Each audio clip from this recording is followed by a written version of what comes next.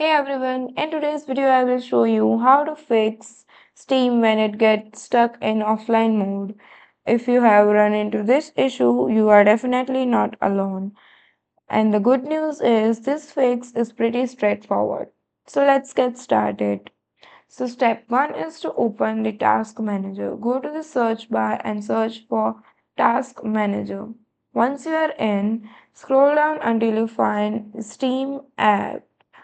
When you find it, just give it a right click and click on the end task. Now you just have to reopen the Steam app. Once you are on Steam homepage, go to your top left side and you will see the Steam option. Just drop down the menu and click on Go Online.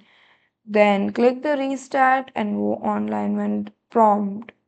Steam will now attempt to reconnect, and after few seconds, Steam should refresh and switch back to online mode.